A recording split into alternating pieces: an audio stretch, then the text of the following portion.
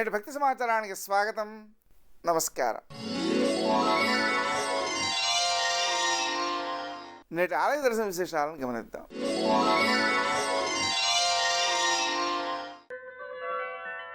గంగాతరంగ రమణీయ జటాకలాపం గౌరీ నిరంతర విభూషిత వామభాగం. త్రిగయా క్షేత్రములలో పాదగయా క్షేత్రముగా ప్రఖ్యాతమైనది పిఠాపురం శ్రీ కుక్కుటేశ్వర స్వామి ఆలయం. ప్రాచీన దివ్య శైవక్షేత్రంగా అలరారుతున్నది ఈ ఆలయం.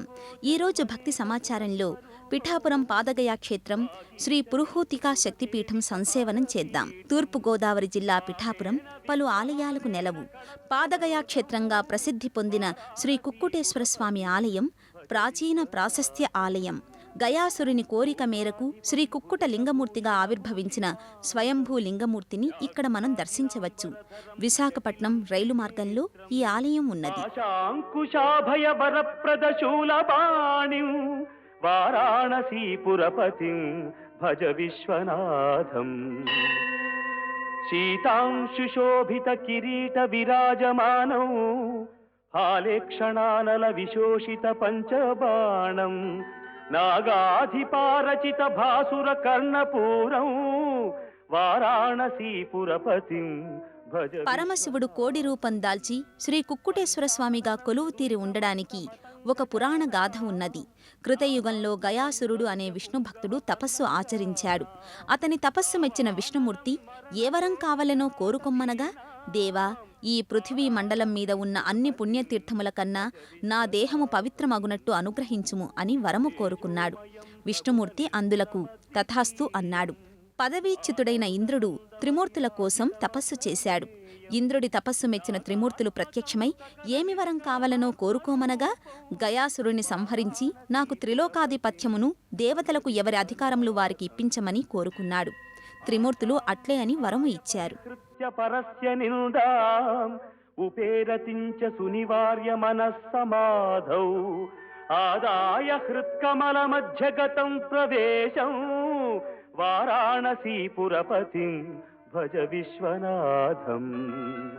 రాగాది దోషరహిత స్వజనానురాగం వైరాగ్య శాంతి నిలయం. ఇంద్రునకు ఇచ్చిన వరదానము నెరవేర్చుటకు బ్రహ్మ విష్ణు మహేశ్వరులు బ్రాహ్మణ వేషములు ధరించి గయాసురుని వద్దకు వెళ్లారు. అతిథులుగా వచ్చిన ముగ్గురిని గయాసురుడు ఆదరణతో ఆహ్వానించి అతిథి సత్కారములు చేసి అర్ఘ్యపాద్యాదులచే పూజించి, ఊరకే రారు మహాత్ములు అంటారు పెద్దలు, మీరు వచ్చిన కార్యము ఏమిటో తెలుపమని గయాసురుడు బ్రాహ్మణ రూపులైన త్రిమూర్తులను కోరాడు. కార్యసాధనకై త్రిమూర్తులు సామదాన భేద దండములనే 4 ఉపాయములలో గయాసురుడు దానమనే ఉపాయము చేత వశ్యుడవుతాడని, అదే ఉపాయము చేత గయాసురుణ్ణి సంహరించవచ్చునని తలచి వారు ఈ విధంగా పలికారు. గయాసురా, మేము యజ్ఞము కోసము అన్ని సంభారములు, దక్షిణలు, గోవులు మొదలగునవి అన్నీయూ సమకూర్చుకున్నాము. నీవు కేవలం యజ్ఞవేదికా స్థలము మాత్రము ఇచ్చిన చాలు అని పలికారు. అందుకు సంతసించిన గయాసురుడు, పాంచభౌతికమైన ఈ దేహము ఒక పవిత్రమైన యజ్ఞమునకు ఉపయోగిస్తుంది అంటే అంతకంటే కావలసినది ఏమున్నది? మీరు నా దేహముపై యజ్ఞము చేయుటకు ఏమీయూ అభ్యంతరము లేదు, అందులకు నేను అంగీకరిస్తున్నాను అని గయాసురుడు అన్నాడు. అంతటి త్రిమూర్తులు, మేము చేయు యజ్ఞము పూర్తగునంత వరకు నీ దేహమును కదిలించరాదు, అట్లు చేసినచో నిన్ను సంహరిస్తాము అని త్రిమూర్తులు చెప్పగా గయాసురుడు అందుకు అంగీకరించాడు. 7 రోజులు జరిపించు ఆ యజ్ఞమును ఒకానొక బ్రాహ్మీ ముహూర్తమున ప్రారంభము చేయుటకు సిద్ధము చేసినారు. కిశోర చంద్రశేఖరే రతి ప్రతిక్షణం మమ ధరాధరేంద్ర నందిని విలాస బంధు బంధుర స్ఫురద్దిగంత సంతతి ప్రమోదమాన మానసే కృపాకటాక్ష ధోరణి నిరుద్ధ దుర్ధరాపది క్వచిద్విగంబరే మనో వినోదమేతు వస్తుని. గయాసురుడు మహిమాశక్తి చేత తన దేహమును బీహారు రాష్ట్రమున గల గయాక్షేత్రమున శిరస్సు ఉండునట్టు, నాభీస్థానము ఒరిస్సా రాష్ట్రములో గల జాజీపూరునందు ఉండునట్టు, పాదములు ఆంధ్ర రాష్ట్రంలో తూర్పుగోదావరి జిల్లాలో గల పరమ పవిత్రమైన పిఠాపురంలో ఉండునట్టు శరీరము విస్తారముగా చేసి త్రిమూర్తులను యజ్ఞమును ఆరంభించమని ప్రార్థించాడు. విష్ణుమూర్తి తలభాగమునందు, బ్రహ్మ నాభి ప్రాంతమునందు, పరమేశ్వరుడు కాళ్లభాగమునందు ఉండి యజ్ఞమును ప్రారంభం చేశారు. గయాసురుడు యోగ విద్య చే తన దేహమును నిశ్చలముగా ఉండినట్టు చేసి ప్రతిరోజు కోడి కూతను మాత్రమే వినుచూ యజ్ఞము ఎన్ని రోజులైనదో లెక్కించుచున్నాడు. ఆ విధంగా 6 రోజులు ఏ ఆటంకములు లేకుండా గడిచిపోయాయి. 7వ రోజు కూడా అలాగే జరిగితే గయాసురుడు ఇచ్చిన మాట నెరవేరుతుంది అని భావించాడు. ఇంద్రుడు తనకు ఇచ్చిన వరమును గురించి త్రిమూర్తులకు తెలిపి గయాసురుణ్ణి ఏదో విధంగా సంహరించాలని ప్రాధేయపడ్డాడు. అప్పుడు విష్ణుమూర్తి తెలుపగా శంకరుడు కోడి రూపమును ధరించి తెల్లవారుజాము కాకుండా లింగోద్భవ కాలమునందు కొక్కరోకో అని కుక్కూట ధ్వని చేశాడు. ఈ మాయ తెలియని గయాసురుడు 7 రోజులు పూర్తి అయినవని సంతోషంతో తన దేహాన్ని కదిలించాడు. యజ్ఞము పూర్తి కాకుండానే నీవు దేహమును కదిలించినావు, కావున నిన్ను మేము సంహరించెదము అని త్రిమూర్తులు పలికారు. గయాసురుడు అప్పుడు సంకట పరిస్థితిలో పడి అంతర్ముఖుడై దివ్యదృష్టిచే సర్వము గ్రహించి ఇంద్రుని మాయోపాయము తెలుసుకుని తనను సంహరించుట కొరకే త్రిమూర్తులు బ్రాహ్మణ వేషమున వచ్చి తన దేహమును యజ్ఞవేదికగా అడిగినారని, శంకరుడు కోడి రూపంలో తనను మోసగించాడని గ్రహించాడు. వెంటనే గయాసురుడు ఈ విధంగా పలికాడు: పుట్టిన ప్రతి జీవి ఎప్పుడో ఒకప్పుడు చనిపోక తప్పదు. త్రిమూర్తులైన మీ చేతిలో మరణించడం ముక్తిదాయకం, కావున మీ ఇచ్ఛ ప్రకారం చేయండి అన్నాడు. అప్పుడు త్రిమూర్తులు గయాసురునితో ఈ విధంగా పలికారు: మరణదండన విధించువారికి ఆఖరి కోరిక నెరవేర్చుట కనీస ధర్మము, కావున నీవు ఒక కోరిక కోరుకో అన్నారు. నేను చనిపోవచున్నప్పుడు నాకు కోరికలు ఏమి ఉంటాయి? అయినా మీరు కోరుకోమన్నారు కాబట్టి నేను చనిపోయిన తరువాత నా శరీరములోని ముఖ్యమైన 3 భాగములు నా పేరున త్రిగయాక్షేత్రములు అగునట్లును, ఆ క్షేత్రములలో మీరు 3 క్షేత్రములలో నివసించునట్టును, ఆ 3 క్షేత్రములు శక్తిపీఠములుగా విరాజిల్లునట్టును, ముఖ్యముగా మానవులు చనిపోయిన తమ పితరులను ఉద్దేశించి చేయు కర్మకాండ, పిండ ప్రదాన తర్పణాదులు ఈ క్షేత్రంలో చేయువారికి వారి పితరులకు పునరావృత్తి రహితమైన బ్రహ్మపదము కలుగునట్లును, ఎక్కడైనా గయనామోచ్చారణ పూర్వకముగా చేయు పితృకర్మల వలన మాత్రమే గయా శ్రాద్ధ ఫలితము, తద్వారా పితృముక్తి కలుగునట్లు వరమును ఇవ్వమని కోరుకున్నాడు.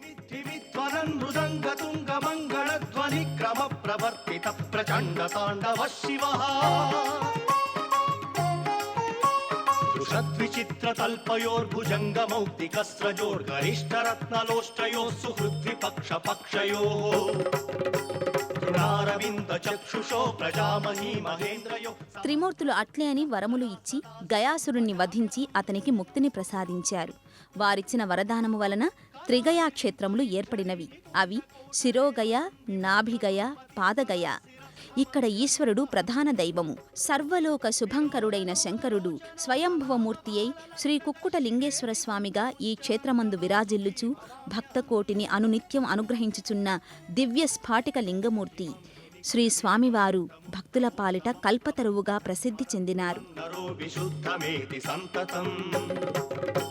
హరే గురౌ సుభక్తిమాసు యాతి నాన్యదాగతిం విమోహనం హి దేహినాం సుశంకరస్య చింతనం. ఈ క్షేత్రములో శ్రీ రాజరాజేశ్వరి అమ్మవారు భక్తుల పాలిట కల్పవల్లి, కోరిన కోర్కెలు తీర్చు చల్లని తల్లి. నమో దేవ్యై మహాదేవ్యై శివాయై సతతం నమః, నమః ప్రకృత్యై భద్రా. ఈ క్షేత్రంలో శ్రీ పురుహూతిక అమ్మవారు దర్శనమిస్తుంది.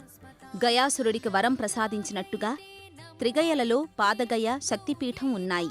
శ్రీ పురుహూతిక అమ్మవారి ఆలయం 10వ శక్తిపీఠంగా అలరారుతున్నది. దక్షయజ్ఞంలో అవమానం పాలైన సతీదేవి ఆత్మాహుతి చేసుకున్నప్పుడు ఆమె మృతకళైబరాన్ని భుజాన వేసుకుని శివుడు ప్రళయతాండవం చేశాడు. అప్పుడు సతీదేవి శరీరంలోని 18 భాగాలు 18 ప్రదేశాలలో పడ్డాయి. ఆ ప్రదేశాలే శక్తిపీఠాలుగా భాసిల్లుతున్నాయి. పిఠాపురంలో అమ్మవారి పిరుదులు పడ్డాయని చెప్తారు. శక్తిపీఠంలో అమ్మవారిని సేవించడం అనంత పుణ్యఫలాన్నిస్తుందని అష్టాదశ శక్తిపీఠాల్లో పేర్కొనబడింది. ప్రాశస్త్యం కలిగిన గయ పుణ్యఫలాన్నిచ్చే శక్తిపీఠం ఒకే క్షేత్రంలో అలరారుతున్నందున పిఠాపురం పరమ పావన ప్రదేశంగా విరాజిల్లుతున్నది.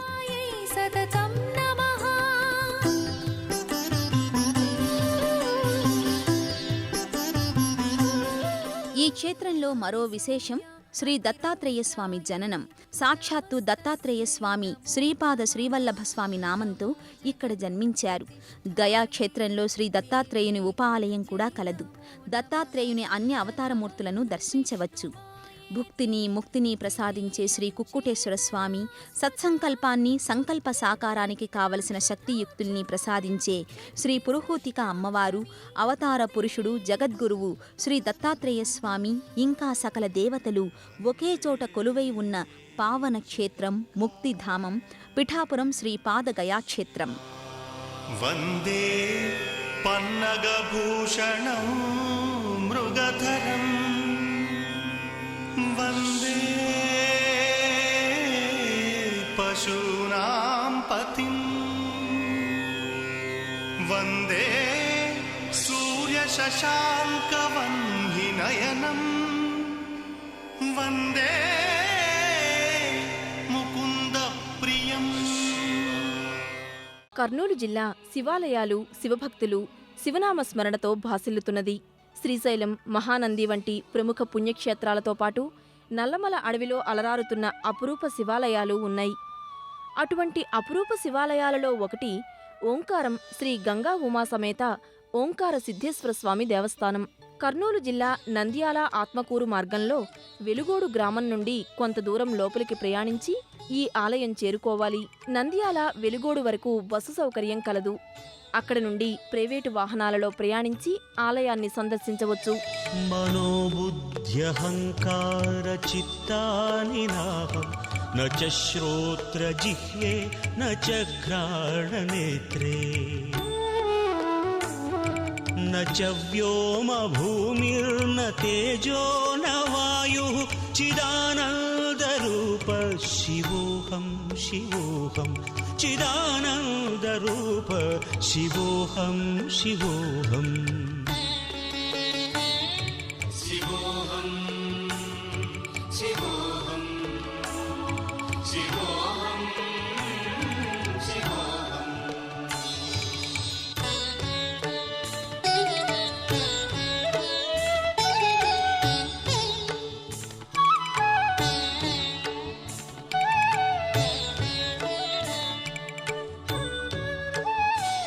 ఇదే ఓంకార ఆలయ ప్రాంగణం.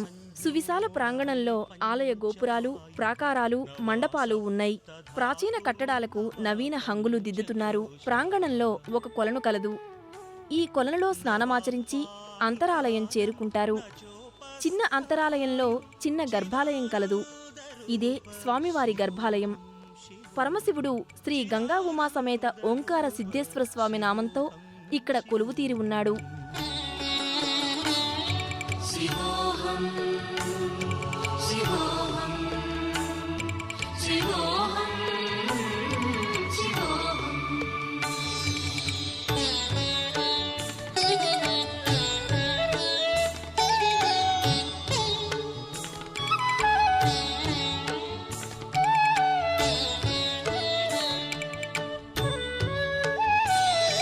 న మే ద్వేషరాగౌ న మే లోభమోహౌ మదో నైవ మే నైవ మాత్సర్యభావః న ధర్మో న చార్థో న కామో న మోక్షః చిదానందరూప శివోహం శివోహం చిదానందరూప శివోహం శివోహం. శివోహం శివోహం శివోహం శివోహం.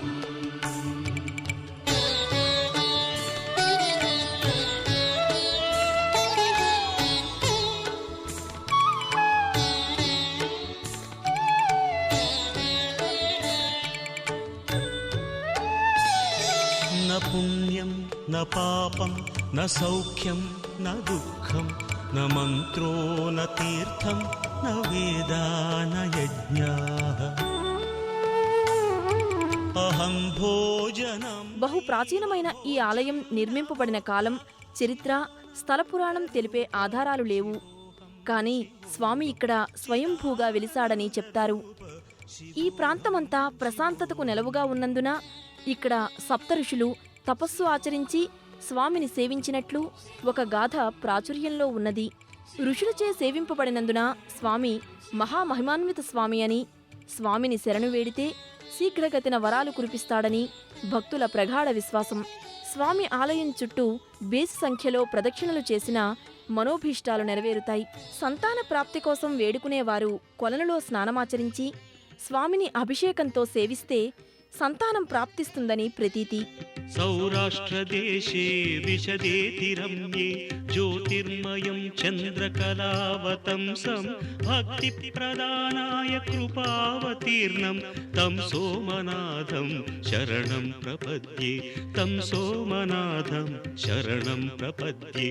శ్రీశైల సంగే విబుధాతి సంఘే తులాద్రితుంగేపి ముదా వసంతం తమర్జునం మల్లికా పూర్వమేకం నమామి సంసార సముద్రసేతుం నమామి సంసార సముద్రసేతుం.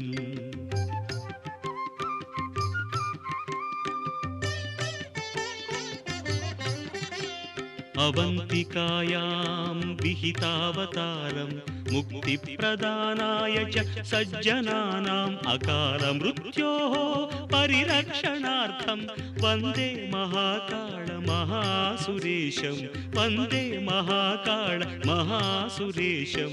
కావేరికా నర్మదయోః పవిత్రే సమాగమే సజ్జనతారణాయ సదైవ మాంధాద్రిపురే వసంతం ఓంకారమీశం శివమేకమీడే ఓంకారమీశం శివమేకమీడే.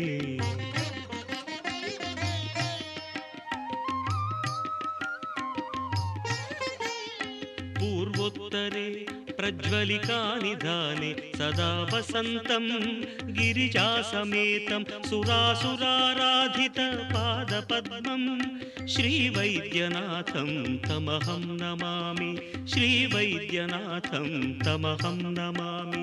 యామ్యే సదంగే నగరేతి రమ్యే విభూషితాంగం వివిధైశ్చ భోగైః సద్భక్తి ముక్తి ప్రదం ఈశమేకం శ్రీనాగనా. ఇక్కడ శ్రీ ఉమాదేవిని దర్శించవచ్చు. అమ్మవారిని శుక్రవారం దర్శించి పసుపు కుంకుమలు, పువ్వులు, గాజులు, వస్త్రాలు సమర్పించి నిమ్మకాయలలో దీపారాధన చేస్తే శ్రీ ఉమాదేవి అనుగ్రహం పొందవచ్చు. ఈ విధంగా అమ్మవారిని సేవించిన ఆడపడుచులకి తమ 5వ తనం నిండు నూరేళ్లు పచ్చగా వర్ధిల్లుతుందని నమ్మిక. ఇక్కడ శ్రీ ఆంజనేయ స్వామిని దర్శించవచ్చు. ఆరు బయట చెట్టు కింద కొలువున్న స్వామి కోసం ప్రక్కనే చిన్న ఆలయం నిర్మించారు. వ్యాస మహర్షి ఈ ప్రాంతం సందర్శించినప్పుడు సిద్ధేశ్వర స్వామిని సేవించి ఇక్కడ శ్రీ ఆంజనేయ స్వామిని ప్రతిష్ఠ చేశాడని చెప్తారు. పచ్చని ప్రకృతి అందాల నడుమ ప్రశాంతతకు ఆలవాలంగా అలరారుతున్న ఈ ఆలయాన్ని నేటికి శివస్వాములు, సాధువులు సందర్శిస్తుంటారు. శివధ్యానం చేయుటకు అనువైన ప్రదేశంలో ఈ ఆలయం నెలకొని ఉన్నది. కర్నూలు జిల్లా నుండి, కర్ణాటక రాష్ట్రం నుండి కూడా భక్తులు అధిక సంఖ్యలో ఈ ఆలయాన్ని సందర్శిస్తారు.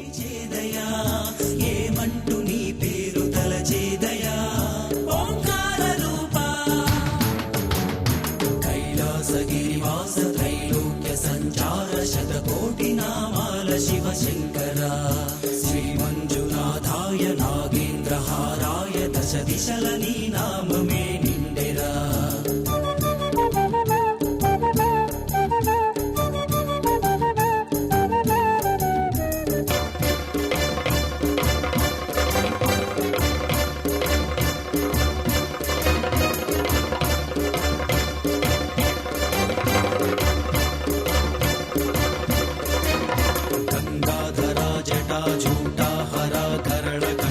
శివా వేల్పు నీవేనయ మృత్యుంజయ మహాకాళేశ్వర కపిలలింగేశ్వర అర్ధనారీశ్వర యోగేశ్వర రుద్రనేత్రాహర ఈశ్వర నిన్ను పొగడంగనేరెంత వాడన్ నీ నామం తలచుకున్నంతనే సమసిపోయేనయ సకల పాపములు నీ నామం తలచుకున్నంతనే సమసిపోయేనయ సకల కైలాసగిరివాస త్రైలోక్య సంచార శతకోటి నామాల శివశంకరా శ్రీమంజునాథాయ నాగేంద్రహారాయ దశ దిశల నీ నామమే నిండెరా.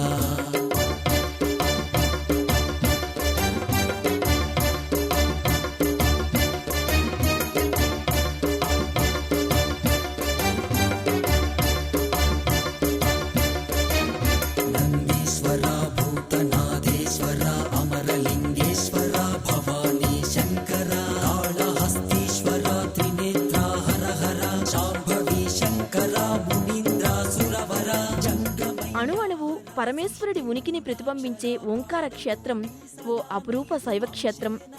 సకల శివభక్తులు కనీసం ఒక్కసారైనా దర్శించాల్సిన క్షేత్రం. శంకరాద